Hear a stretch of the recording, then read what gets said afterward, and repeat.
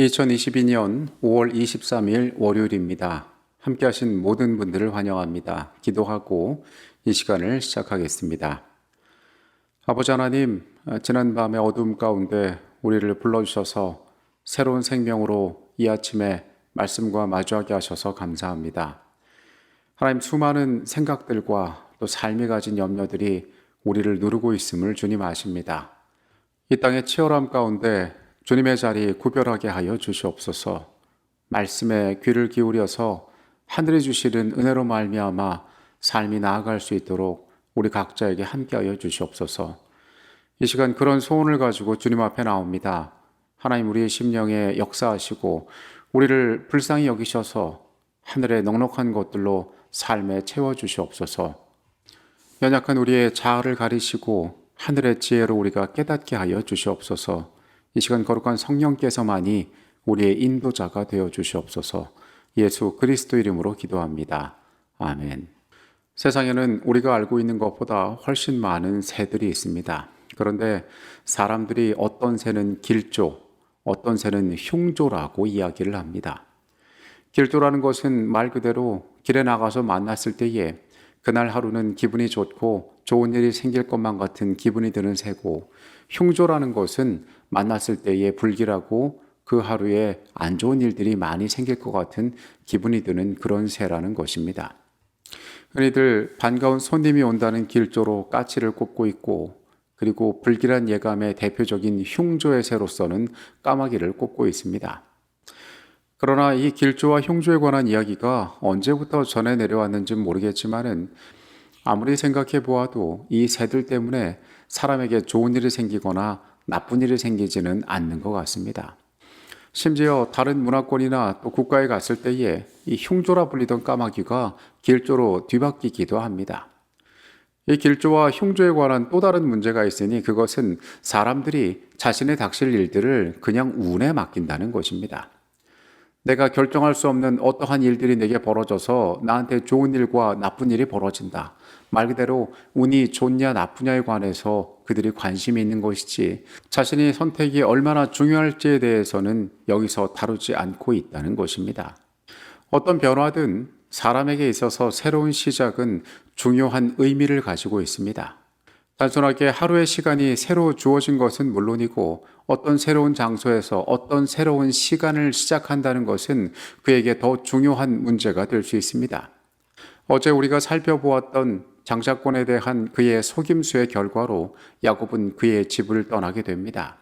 말씀으로 가서 그가 그 여정 가운데 만났던 일들을 성경 가운데에서 살펴보도록 하겠습니다. 그래서 미래를 향하여 나아갔던 그의 삶이 어떠한 영적인 경험들을 하였는지를 우리가 보도록 하겠습니다. 오늘의 주제는 야곱의 사닥다리입니다. 야곱이 아버지의 축복을 가로챘다는 사실을 에서가 듣게 되었을 때에 그는 그 자신이 동생에게 속았으며 자신의 모든 것들을 빼앗기게 되었다는 것을 알게 되었습니다. 팥죽 사건을 에서가 기억했을 것입니다. 그러나 그 마음 가운데는 결코 그 팥죽 한 그릇 때문에 나의 모든 장자의 권리를 포기해야 될 것이라고 그는 믿고 있지 않았을 것입니다. 실제로 에서는 야곱을 죽이려고 했습니다. 그의 어머니는 그의 형제 간에 일어날 미래에 관한 일들 때문에 불안에 떨게 되었습니다. 어쩌면 두 아들을 모두 잃게 될지도 모른다는 두려운 마음 가운데 리브가는 그 범죄를 막고자 하였습니다. 그래서 리브가는 이삭의 도움을 받아서 야곱을 그의 형으로부터 먼 곳 자신의 친정으로 도망시키기로 결정하였습니다. 야곱에게 이 여정은 고통스러운 경험이었습니다. 그가 도망의 길을 떠났던 것입니다. 이 이별의 쓰라림은 훗날 더 깊어지는데 이 이후로 그는 다시는 어머니를 만날 수가 없었기 때문이기도 했습니다. 창세기 28장의 말씀은 그의 도망의 여정을 묘사하고 있습니다. 야곱이 브엘세바에서 떠나 하란으로 향하여 가더니 한 곳에 이르러는 해가 진지라. 거기서 유숙하려고 그곳에 한 돌을 가져다가 베개로 삼고 거기 누워 자더니 꿈에 본즉 사닥다리가 땅 위에 서 있는데 그 꼭대기가 하늘에 닿았고 또 본즉 하나님의 사자들이 그 위에서 오리락 내리락 하고 또 본즉 여호와께서 그 위에 서서 이르시되 나는 여호와니 너의 조부 아브라함의 하나님이요 이삭의 하나님이라. 내가 누워있는 땅을 내가 너와 내 자손에게 주리니 내 자손이 땅의 티끌같이 되어 내가 서쪽과 동쪽과 북쪽과 남쪽으로 퍼져 나갈지며 땅의 모든 족속이 너와 내 자손으로 말미암아 복을 받으리라. 내가 너와 함께 있어 내가 어디로 가든지 너를 지키며 너를 이끌어 이 땅으로 돌아오게 할지라. 내가 내게 허락한 것을 다 이루기까지 너를 떠나지 아니하리라 하신지라. 야곱이 잠이 깨어 이르되 여호와께서 과연 여기 계시거늘 내가 알지 못하였도다. 이에 두려워하여 이르되 두렵도다. 이곳이여 이것은 다름 아닌 하나님의 집이요 이는 하늘의 문이로다 하고, 야곱이 아침에 일찍 일어나 베개로 삼았던 돌을 가져다가 기둥으로 세우고 그 위에 기름을 붓고 그 이름을 베델이라 하였더라. 이 성의 옛 이름은 루스더라.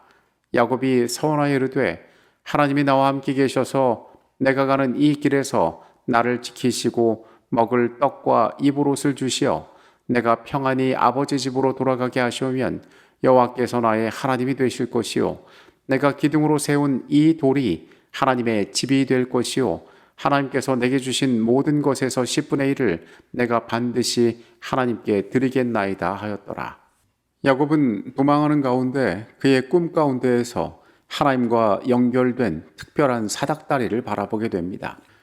이것은 마치 사닥다리와 하나님이 같은 존재인 양, 같은 히브리어 동사인 나치브가 땅 위에 서 있는 사닥다리와 사닥다리 위에 서 계신 여호와 하나님을 나타나기 위하여 사용되었습니다.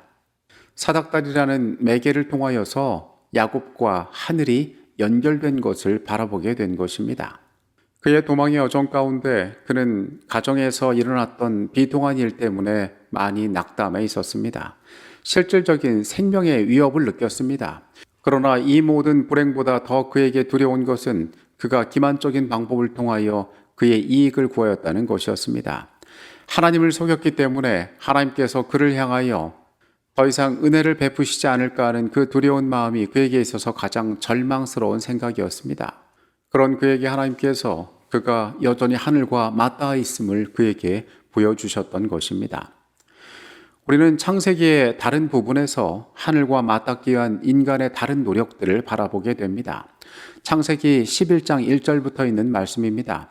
온 땅의 언어가 하나요 말이 하나였더라.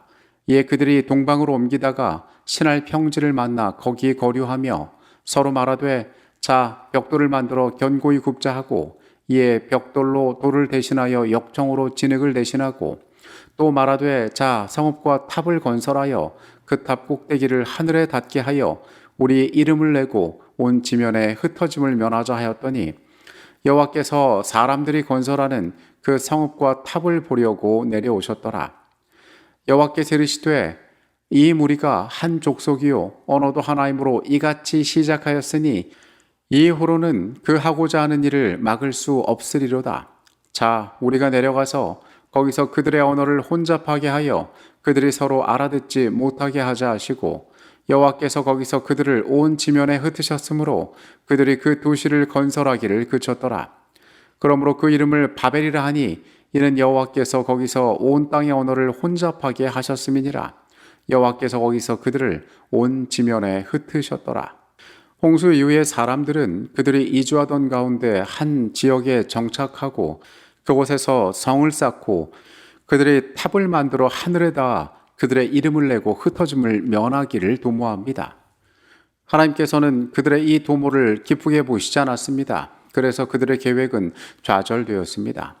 우리는 이 사건을 바벨탑 사건이라고 부릅니다. 야곱이 하늘과 닿은 사닥다리를 만났던 경험들, 그리고 인간 스스로가 하늘과 닿으려고 했던 그 노력들은 분명한 차이를 우리에게 보여주고 있습니다. 하나님과의 관계를 맺는 일에 있어서 그들의 영적인 삶의 성패가 달라진다는 것을 우리는 깨달아야만 합니다. 인간 스스로가 하늘에 이르기 위하여 노력한다면, 그래서 그들의 이름을 내고자 한다면 그들은 결코 성공할 수 없습니다. 하나님께서 그들 가운데 찾아오실 때에만 그들은 하늘과 만날 수 있는 존재임을 기억할 필요가 있는 것입니다. 보좌 선지자 183페이지에 있는 내용입니다. 둘째 날 저녁에는 그는 아버지의 장막에서 멀리 떨어져 있는 자신을 발견하였다. 그는 자신이 쫓겨난 사람이라는 것을 느끼고 이 모든 재난이 자신의 잘못된 행동으로 인하여 자신에게 이르렀다는 것을 알았다. 절망의 어둠이 그의 영혼을 억눌러 그는 기도할 용기조차 없었다. 그러나 그는 심히 외로워서 전에는 결코 느껴보지 못했던 하나님의 보호의 필요를 느꼈다. 깊은 겸비로 눈물을 흘리며 그는 자신의 죄를 자복하고 그가 완전히 버림을 당하지 않았다는 어떤 증거를 간청하였다. 그래도 그의 번민하는 마음은 위안을 찾지 못하였다. 그는 자신감을 다 잃어버리고 그의 조상의 하나님이 자신을 버리셨다고 두려워하였다.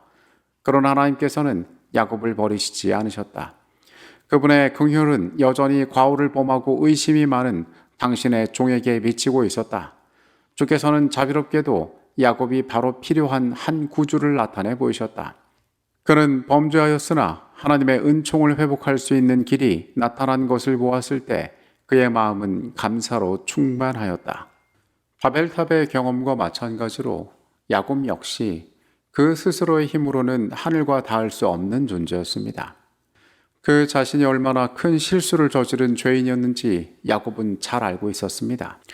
그러나 이 둘의 차이는 엄청난 것이었습니다. 죄인은 오로지 하나님의 은혜로 말미암아 하늘에 닿을 수 있다는 사실을 우리에게 선명하게 보여주고 있기 때문에 그렇습니다.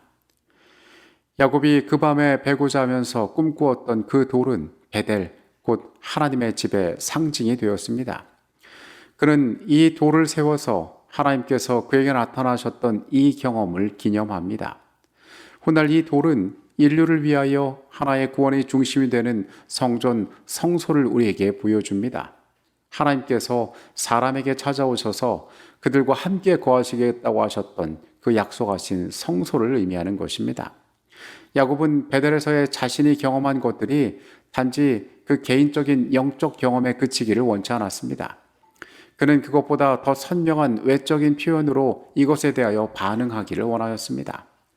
그래서 그는 단순히 이 세상에서의 하나님의 축복을 위해서가 아니라 자신에게 이미 허락되어진 그 하나님의 은혜의 선물에 대한 반응으로서 하나님께 자신의 장차 살아갈 날들 동안 10분의 1을 구별하기로 결심합니다.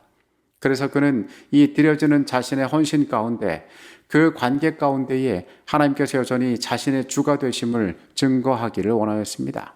훗날 야곱이 가나안으로 돌아와서 그 땅에서 다시금 어려운 일을 겪었을 때에 하나님께서 그를 또다시 베델로 부르시는 장면을 우리는 성경에서 보게 됩니다.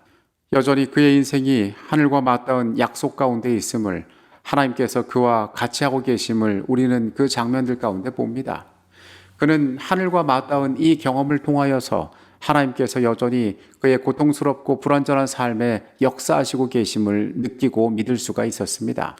어쩌면 삶의 불행 가운데에서 어두운 밤길을 걸어가다가 지쳐서 돌베개를 베고 잠든 것과 같은 인생이 우리의 생애일 수 있습니다. 그때 우리는 하늘과 맞닿은 사닥다리를 만나야 합니다.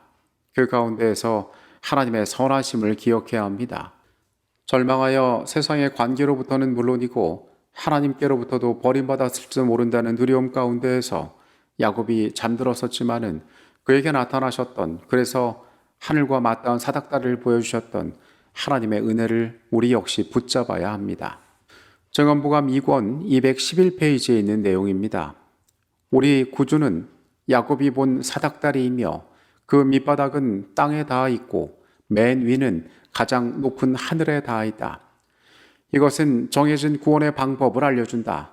만일 우리 중에 어떤 사람이 최종적으로 구원을 얻는다면 그것은 마치 사닥다리의 발판을 단단히 밟는 것처럼 예수님을 굳게 붙들므로써 이루어질 것이다. 야곱의 생애는 흠이 많은 삶이었습니다. 실수투성이었고 그 자신의 선택으로 경험하지 않아도 될 수많은 아픔들을 그가 겪었습니다. 그러나 그는 베델에서 만났던 그 하나님을 결코 잊지 않았습니다.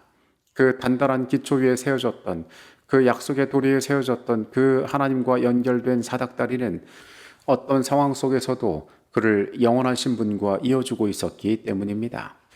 오늘 그에게 먼저 찾아오셨던 하나님께서 우리의 삶에도 찾아오시고 우리를 기다리고 계심을 잊지 않게 되시기를 바라겠습니다. 기도하시겠습니다. 주님, 우리 스스로가 얼마나 초라한 존재이며 우리의 연약함이 결코 하늘에 닿을 수 없음을 우리가 깨닫게 하여 주시옵소서. 주께서 우리 가운데 계심으로 말미암아 예수께서 놓으신 그 다리로 말미암아 우리가 하늘과 연결될 수 있습니다. 주님, 감사함으로 그 은혜 붙잡게 하시고 매 순간 그 중요한 영적인 교훈들 잊지 않게 하여 주시옵소서. 주의 선하심이 오늘 하루도 우리의 삶 가운데 있기를 간절히 원합니다. 예수 그리스도 이름으로 기도합니다. 아멘.